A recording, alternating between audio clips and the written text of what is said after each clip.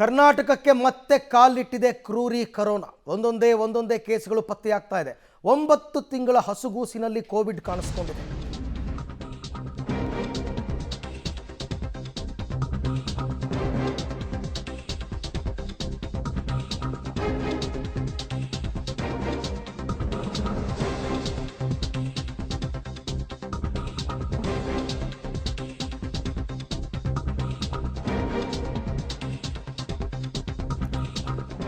ಹೋದ್ಯಾ ಪಿಶಾಚಿ ಅಂದರೆ ಬಂದೆ ಗವಾಕ್ಷಿಲಿ ಅಂತಾರಲ್ಲ, ಹಂಗಾಗಿದೆ. ಕರ್ನಾಟಕಕ್ಕೆ ಮತ್ತೆ ಕಾಲಿಟ್ಟಿದೆ ಕ್ರೂರಿ ಕರೋನಾ. ವಾಣಿವಿಲಾಸ ಆಸ್ಪತ್ರೆಯಲ್ಲಿ 9 ತಿಂಗಳ ಮಗುವಿಗೆ ಸೋಂಕು ದೃಢಪಟ್ಟಿದೆ. ಬೆಂಗಳೂರು ಗ್ರಾಮಾಂತರದ ಹೊಸಕೋಟೆ ಮೂಲದ ಮಗು ಅದು ಅಂತ ಗೊತ್ತಾಗಿದೆ. ಹಾಗಾಗಿ ಖಾಸಗಿ ಆಸ್ಪತ್ರೆಯಲ್ಲಿ ಚಿಕಿತ್ಸೆ ಪಡಿತಾ ಇದ್ದ ಮಗುವನ್ನು ಈಗ ವಾಣಿವಿಲಾಸಕ್ಕೆ ಶಿಫ್ಟ್ ಮಾಡಲಾಗಿದೆ. ಜೊತೆಗೆ ರಾಜ್ಯಾದ್ಯಂತ ಮಾನಿಟರ್ ಮಾಡೋದಕ್ಕೆ ಆರೋಗ್ಯ ಸಚಿವ ದಿನೇಶ್ ಗುಂಡೂರಾವ್ ಸೂಚನೆ ಕೊಟ್ಟಿದ್ದಾರೆ. ಯಾವುದೇ ಆತಂಕ ಬೇಡ ಅಂತ ದಿನೇಶ್ ಗುಂಡೂರಾವ್ ಹೇಳಿದ್ದಾರೆ.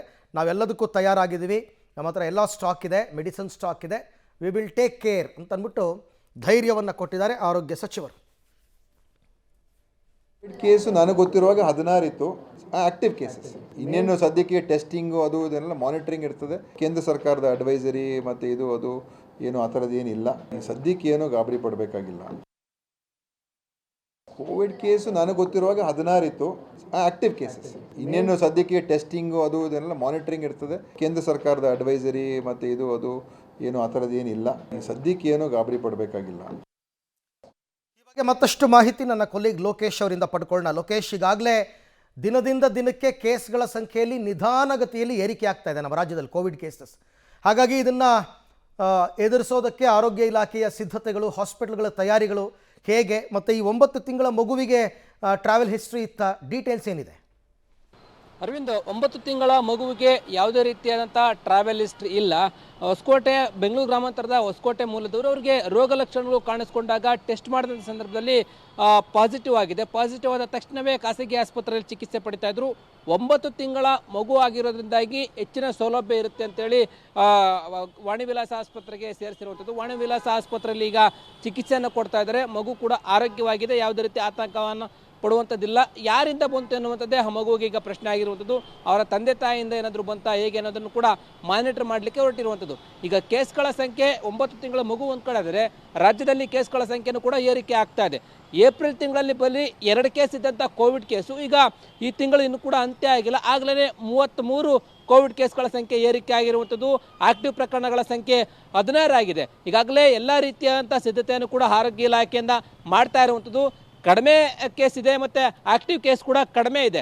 ಮಾನಿಟರ್ ಮಾಡಲಿಕ್ಕೆ ಆರೋಗ್ಯ ಸಚಿವರು ಈಗ ಸೂಚನೆಯನ್ನು ಕೊಟ್ಟಿದ್ದಾರೆ. ಆ ರೀತಿಯಾದಂಥ ಆತಂಕ ಪಡುವಂಥದ್ದಿಲ್ಲ ಅಂತೇಳಿ ನಿರ್ಲಕ್ಷ್ಯ ಮಾಡುವಾಗಿಲ್ಲ. ಹಾಗಾಗಿ ಎಲ್ಲ DHOಗಳು ಕೂಡ ಸೂಚನೆಯನ್ನು ಕೊಟ್ಟಿದ್ದಾರೆ. ಮಾನಿಟರ್ ಮಾಡಲಿಕ್ಕೆ ಎಲ್ಲೆಲ್ಲಿ ಕೇಸ್ಗಳು ದಾಖಲಾಗ್ತವೆ, ಈಗೇನು JN1 ಅಂತ ಹೇಳಿ ಹೊಸ ತಳಿ ಇದೆ, ಆ ಹೊಸ ತಳಿ ಏನಾದರೂ ಪತ್ತೆ ಆಗಿದೆ ಅಂತೇಳಿ ಅದನ್ನು ಕೂಡ ಪರೀಕ್ಷೆ ಮಾಡಲಿಕ್ಕೆ ಕೂಡ ಈಗ ಮುಂದಾಗ್ತಾರೆ.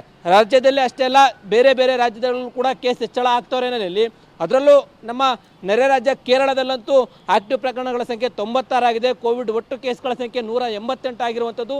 ಹಾಗಾಗಿ ಆತಂಕ ಸಹಜವಾಗಿ ಮೂಡಿದೆ. ಆರೋಗ್ಯ ಇಲಾಖೆ ಕೂಡ ಮಾನಿಟರ್ ಮಾಡ್ತಾ ಇದೆ. ಸದ್ಯಕ್ಕೆ ಯಾವುದೇ ರೀತಿಯಂಥ ಮುಂಜಾಗ್ರತಾ ಕ್ರಮಗಳು ಬಿಡುಗಡೆ ಮಾಡಿಲ್ಲ. ಕೇಂದ್ರ ಸರ್ಕಾರದಿಂದ ಯಾವ ರೀತಿಯಾದಂಥ ಗೈಡ್ಲೈನ್ಸ್ ಬರುತ್ತೋ ಅದನ್ನು ನೋಡಿಕೊಂಡು ರಾಜ್ಯದಲ್ಲಿ ಇಂಪ್ಲಿಮೆಂಟೇಷನ್ ಮಾಡಲಿಕ್ಕೆ ಈಗ ಮುಂದಾಗ್ತಾ ಇರುವಂಥದ್ದು. ಒಟ್ಟಾರೆ ಕೋವಿಡ್ ಆತಂಕ ಈಗ ಮತ್ತೆ ಶುರುವಾಗಿದೆ. ಕೇಸ್ಗಳ ಸಂಖ್ಯೆ ಏರಿಕೆ ಆಗ್ತಾ ಇರುವಂಥದ್ದು ಕೂಡ ಕಂಡು ಬರ್ತಾ ಇರುವಂಥದ್ದು. ಅರವಿಂದ್, ಹಾಗೆ ಸಂಪರ್ಕದಲ್ಲಿರಿ ಲೋಕೇಶ್, ನಿಮ್ಮ ಜೊತೆ ಮತ್ತೆ ಮಾತನಾಡ್ತೀನಿ. ಸೊ ಇದು ಕರ್ನಾಟಕದಲ್ಲಿ ಆತಂಕ ಪಡುವ ಹಂತಕ್ಕೇನು ಹೋಗಿಲ್ಲ. 16 ಆ್ಯಕ್ಟಿವ್ ಕೇಸ್ ಇದೆ, ಒಟ್ಟು 33 ಕೇಸು. ಕೆಲವರೆಲ್ಲ ಹುಷಾರಾಗಿದ್ದಾರೆ. ಬಟ್ ದಿನದಿಂದ ದಿನಕ್ಕೆ ನಂಬರ್ ಜಾಸ್ತಿ ಆಗ್ತಿರೋದು ಸ್ವಲ್ಪ ಆಲೋಚನೆ. ನಿಮ್ಮ ಎಚ್ಚರಿಕೆಯನ್ನು ನೀವೆಲ್ಲ ಇರಬೇಕಾಗತ್ತೆ. ಸೊ ದೇಶಾದ್ಯಂತ ಮತ್ತೆ ಶುರುವಾಗಿದೆ ಕೊರೋನಾ ಭೀತಿ. ಬೇರೆ ಬೇರೆ ರಾಜ್ಯಗಳಲ್ಲಿ ಜಾಸ್ತಿ ಆಗ್ತಾ ಇದೆ. ಹಾಗಾಗಿ ಹಲವು ರಾಜ್ಯಗಳಲ್ಲಿ ಕೋವಿಡ್ ಗೈಡ್ಲೈನ್ಸನ್ನು ಬಿಡುಗಡೆ ಮಾಡಲಾಗಿದೆ. ಆಂಧ್ರ ಪ್ರದೇಶ ಸೇರಿ ನೆರೆ ರಾಜ್ಯಗಳಲ್ಲಿ ಕೋವಿಡ್ ಮುಂಜಾಗ್ರತಾ ಕ್ರಮವನ್ನು ಜಾರಿ ಮಾಡಿದ್ದಾರೆ. ಮತ್ತೆ ಮಾಸ್ಕನ್ನು ಕಡ್ಡಾಯ ಮಾಡಿದೆ ಆಂಧ್ರ ಪ್ರದೇಶ. ಜನರು ಗುಂಪು ಸಭೆ ಸಮಾರಂಭಗಳಲ್ಲಿ ಮಾಸ್ಕ್ ಹಾಕ್ಕೊಳ್ಳಿ ಅಂತ ಸಲಹೆ, ಕಡ್ಡಾಯ ಅಲ್ಲ, ಅದು ಸಲಹೆಯನ್ನು ಕೊಟ್ಟಿದ್ದಾರೆ. ಕಡ್ಡಾಯ ಮಾಡುವ ಹಂತಕ್ಕೆ ಹೋಗಿಲ್ಲ. ಬಟ್ ನಿಮ್ಮ ಎಚ್ಚರಿಕೆ, ನಾನು ಅದೇ ಹೇಳ್ತಾ ಇದ್ನಲ್ಲ, ನಿಮ್ಮ ಎಚ್ಚರಿಕೆನಲ್ಲಿ ನೀವು ಇರಬೇಕು. ಆಮೇಲೆ ಈಗ ವೆದರ್ ಚೇಂಜ್ ಆಗ್ತಾ ಇದೆ ನೋಡಿ. ಒಂದು ಕಡೆ ಬೇಸಿಗೆ ಮುಗಿದು ಮಳೆಗಾಲಕ್ಕೆ ಎಂಟ್ರಿ ಕೊಡ್ತಾ ಇದ್ದೀವಿ. ಈ ಸಂದರ್ಭದಲ್ಲಿ ಸ್ವಲ್ಪ ಆರೋಗ್ಯ ಹೆಚ್ಚು ಕಮ್ಮಿ ಆಗುತ್ತೆ ಕೆಲವರಿಗೆ. ನೆಗಡಿ ಆಗ್ತಕ್ಕಂಥದ್ದು, ಕಫ ಬರೋವಂಥದ್ದು, ಕೆಲವರಿಗೆ ನ್ಯೂಮೋನಿಯಾ ತನಕ ಹೋಗಿರೋ ಉದಾಹರಣೆಗಳಿದೆ. ಹಾಗಾಗಿ ನೀವು ಎಲ್ಲಾದರೂ ಜನನಿಬಿಡ ಪ್ರದೇಶದಲ್ಲಿ ಓಡಾಡಬೇಕಾದ್ರೆ ಮಾಸ್ಕ್ ಹಾಕ್ಕೊಳ್ಳಿ ಅಂತಕ್ಕಂಥ ಸಲಹೆ.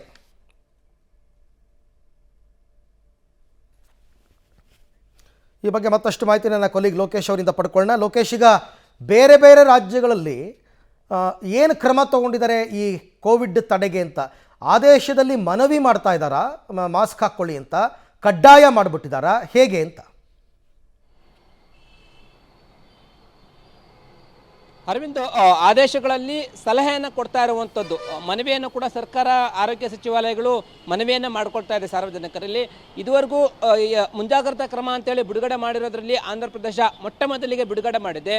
ಅಲ್ಲಿ ನಿನ್ನೆ 8,000 ಸ್ಯಾಂಪಲನ್ನು ಕಲೆಕ್ಟ್ ಮಾಡಿ ಟೆಸ್ಟ್ ಮಾಡಿದಾಗ 40 ಮಂದಿಗೆ ಪಾಸಿಟಿವ್ ಆಗಿದೆ. ಅಲ್ಲಿ ಕೂಡ ಏರಿಕೆ ಆಗ್ತಾ ಇರೋ ಪರಿಣಾಮದಿಂದಾಗಿ ಮಾಸ್ಕನ್ನು ಹಾಕ್ಕೊಳ್ಳಿ ಅಂತೇಳಿ ಸಲಹೆಯನ್ನು ಕೊಟ್ಟಿರುವಂಥದ್ದು. ಸಭೆ ಸಮಾರಂಭಗಳಲ್ಲಿ ಮತ್ತು ಗುಂಪುಗೂಡುವಂಥ ಪ್ರದೇಶಗಳಲ್ಲಿ ಮಾಸ್ಕನ್ನು ಹಾಕ್ಕೊಳ್ಳಿ ಅಂತ ಸಲಹೆ ಕೊಟ್ಟಿದೆ. ಮತ್ತು ರೈಲ್ವೆ ನಿಲ್ದಾಣ, ಬಸ್ ನಿಲ್ದಾಣಗಳಲ್ಲಿ ಕೋವಿಡ್ ನಿಯಮಾವಳಿಗಳನ್ನು ಪಾಲನೆ ಮಾಡಿ ಅಂತಲೂ ಕೂಡ ಸಲಹೆಯನ್ನು ಕೊಟ್ಟಿರುವಂಥದ್ದು. ರೋಗ ಲಕ್ಷಣಗಳಿದೆ, ಟೆಸ್ಟನ್ನು ಮಾಡಿಸ್ಕೊಳ್ಳಿ ಅಂತೇಳಿ ಸಲಹೆಯನ್ನು ಕೂಡ ಆಂಧ್ರ ಪ್ರದೇಶದ ಆರೋಗ್ಯ ಸಚಿವಾಲಯ, ಆರೋಗ್ಯ ಇಲಾಖೆ ಈಗಾಗಲೇ ಗೈಡ್ಲೈನ್ಸನ್ನು ಬಿಡುಗಡೆ ಮಾಡಿದೆ. ಅದರ ಜೊತೆಗೆ ಗುಜರಾತಲ್ಲಿ 19 ಕೇಸ್ ಕೂಡ ದಾಖಲಾಗಿದೆ. ಕೇರಳದಲ್ಲಿ ಅತಿ ಹೆಚ್ಚು, ಇಡೀ ದೇಶದಲ್ಲೇ ನೋಡಿಕೊಂಡ್ರೆ ಕೇರಳದಲ್ಲಿ ಹೆಚ್ಚು ಕೇಸ್ಗಳ ಸಂಖ್ಯೆ ಜಾಸ್ತಿ ಇದೆ. ಅವರು ಕೂಡ ಕೇಂದ್ರದಿಂದ ಏನಾದರೂ ಅಡ್ವೈಸರಿ ಬರುತ್ತಾ ಅಂತೇಳಿ ಎಲ್ಲ ರಾಜ್ಯಗಳು ಕೂಡ ಎದುರು ನೋಡ್ತಾ ಇದ್ದಾವೆ. ಎಲ್ಲ ರಾಜ್ಯಗಳಲ್ಲೂ ಕೂಡ ಈಗ ಕೇಸ್ಗಳ ಸಂಖ್ಯೆ ಜಾಸ್ತಿ ಆಗ್ತಾ ಹೋಗ್ತಾ ಇರುವಂಥದ್ದು.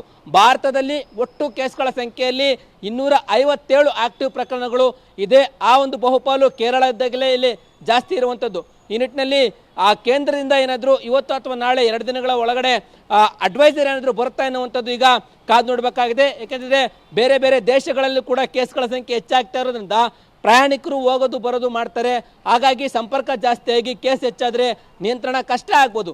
JN1 ತಳಿ ಅಷ್ಟೊಂದು ಅಪಾಯಕಾರಿ ಅಲ್ಲದೇ ಇದ್ದರೂ ಕೂಡ ಮಕ್ಕಳ ಬಗ್ಗೆ ಮತ್ತು ಬೇರೆ ಬೇರೆ ಕಾಯಿಲೆಯಿಂದ ಬಳಲ್ತಾ ಇರೋರ ಬಗ್ಗೆ ಹೆಚ್ಚು ನಿಗಾವನ್ನು ವಹಿಸಬೇಕಾಗತ್ತೆ. ಈಗ ಎಲ್ಲ ರಾಜ್ಯಗಳ ಆರೋಗ್ಯ ಇಲಾಖೆಗಳು ಅಲರ್ಟ್ ಆಗಿದ್ದು ಒಂದಷ್ಟು ಮುಂಜಾಗ್ರತಾ ಕ್ರಮಗಳನ್ನು ತೆಗೆದುಕೊಳ್ಳೋದಕ್ಕೆ ಈಗ ಮುಂದಾಗ್ತಾ ಇದ್ದಾರೆ. ಒಟ್ಟಾರೆ ಭಾರತದಾದ್ಯಂತ ಕೋವಿಡ್ನ ಭೀತಿ ಹೆಚ್ಚಾಗ್ತಾ ಇದೆ. ಆಯಾಯ ರಾಜ್ಯಗಳಲ್ಲಿ ಅಲರ್ಟ್ ಆಗ್ತಾ ಇರುವಂಥದ್ದು ಕಂಡು ಬರ್ತಾ ಇದೆ. Arvind, right, thank you Lokesh, ತಮ್ಮೆಲ್ಲ ಮಾಹಿತಿಗಾಗಿ ಧನ್ಯವಾದ. ಒಟ್ಟಾರೆ ಕೇರಳದಲ್ಲಿ ಸ್ವಲ್ಪ ಜಾಸ್ತಿ ಇದೆ ಕೇಸಸ್ಸು. 95 ಸಕ್ರಿಯ ಪ್ರಕರಣಗಳಿದೆ ಕೇರಳದಲ್ಲಿ. 186 ಕೇಸ್ ದಾಖಲಾಗಿದೆ ಒಟ್ಟು. ಕರ್ನಾಟಕದಲ್ಲಿ 16, ಆಂಧ್ರ ಪ್ರದೇಶದಲ್ಲಿ 19, ಗುಜರಾತ್ನಲ್ಲಿ 15. ಬಟ್ ಈ ನಂಬರ್ ರೈಸ್ ಆಗಬಾರ್ದು.